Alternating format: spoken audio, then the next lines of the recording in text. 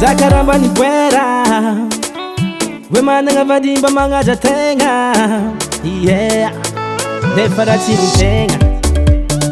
hizi mande mareza chibatonga senga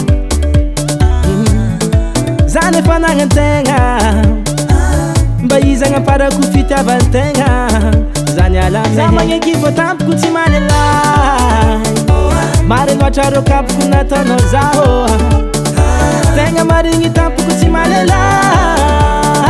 fisi tenga maresa kana tono zao he simalela soto noza eno tarafa tampu kutimalela soteya simalela soteya eno tarafa tampu kutimalela soteya kekzali tuzemara nzuble nofo ano mafe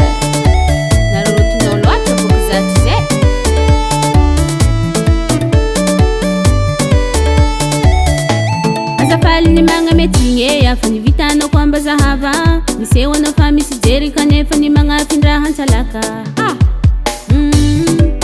ni vita kutiabero tina ningen nyero tijali pozata minole tizefera ningi malofa ni fer asamdelira tati bozu miyero tijale asamdelira saulu velu mae marar asamdelira tati bozu miyero tijale nono eno tsara fazafata fiditry takary no zafasorogno eno tsara fazanakaty anao kenambela no zalo somborono ea zaho inketraka nefa no igny aby zanjarako le tsy ze olo jiaby nagnaratsy anao fanifamarako fô amizao nalen'olo ka fanitantara tampoko loatra anao niala eko tsara fa tampoko tsy malela marolatra ro kapoko nataonao zao tegna marigny tampoko tsy malela itsakitsaka mafy zay nataonao zao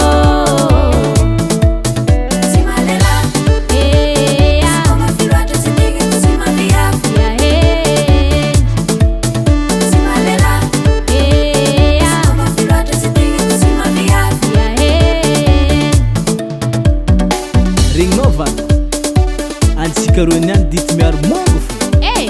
sahialanao kisakisa kisakisa kisakisa kisakisa kisakisa za magneky fô tampoko tsy malelay mare loatra rô kapoko nataonao zaho tegna marigny tampoko tsy malelay fisingiagna maresaka nataonao zaho eko tsara fa tampoko tsy malelay marolatra ro kapoko nataonao zao tegna marigny tampoko tsy malela itsakitsaka mafy zay nataonao zao tsy malela sotanao za eno tsara fa tampoko tsy malela soteya tsy malela soteya eno tsara fa tampoko tsy malela soteya